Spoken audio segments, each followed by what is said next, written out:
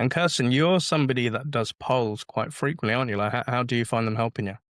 I love them. A good talking point. If somebody votes in one of my polls that maybe I've not spoke to before, it's a good way in. Like, hey, you voted in my poll, like, you voted this. Can I just ask why? What have you seen that's kind of resulting in that? So it's really good. Sort of, I don't know, it breaks the tension really, instead of just kind of sounding like everybody else. You've got more of a reason to reach out. Eh, So I've had some good conversations off the back of it. So it's really helped me quite a lot, to be fair. I do love a poll, can't lie. And do you have any like best practices? Because I see you put them up and I always try to add into it. And I think, again, before I ask you how you do it, I love them because everybody has an opinion. Everybody likes multiple choice questions rather than just giving you one thought on it.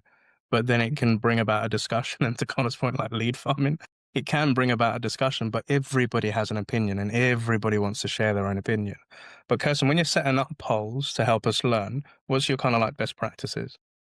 I'll just kind of base them all on like conversations I've had. Like if I've spoke to somebody before and it's like, no, we don't need integrations.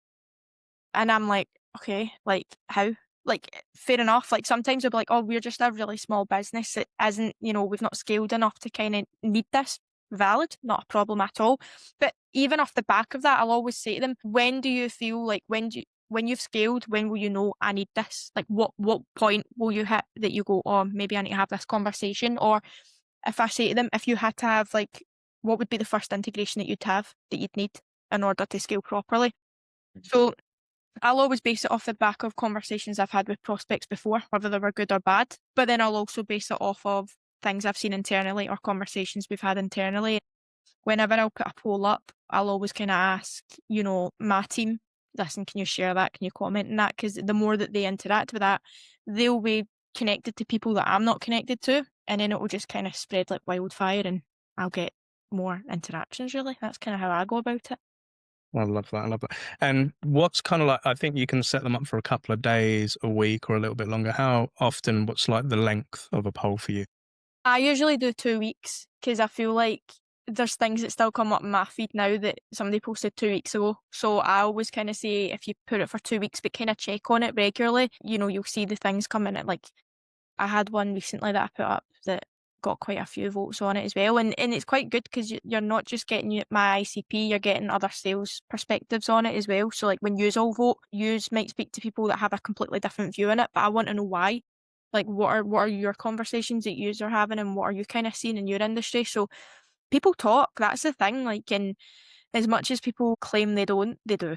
And as much as people sit and say, "Oh, we didn't see that," they did. I think they've helped me massively, and they've helped me get in a lot of conversations, even if they don't necessarily deal with it. Mm. Love a poll. I'm not gonna lie, I vote on everything. See, when I see on Instagram people put polls up, I'm like, aye, that one, Like that one.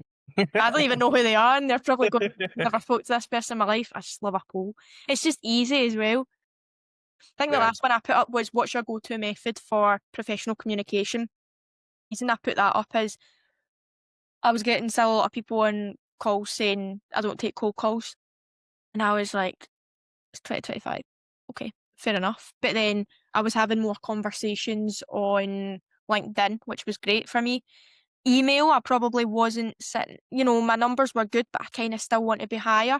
So I kind of put a poll out and just went, what is your preferred communication? I could go and ask everybody, but I ended up getting like 14 votes and it was pretty split between them, to be fair. So I always just kind of messaged everybody that was on it and just asked why.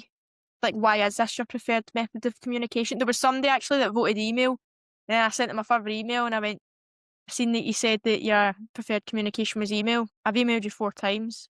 And you ain't got back. No, they actually did get back to me. They were like, Oh, "Oh, he did. sorry, I'm busy." Like it's stuff like that. They can't really backtrack now. They've voted in it now. You It, you got the proof. and the thing is, like going forward, when this actually ends, I can then make a poll and go in my sort of ICP. 39% of people said they preferred LinkedIn messages, and then I can make something funny like, so if you get a LinkedIn message in the next couple of weeks, you know exactly why. It's stuff like that that can kind of back it up. So yeah, I do love a poll.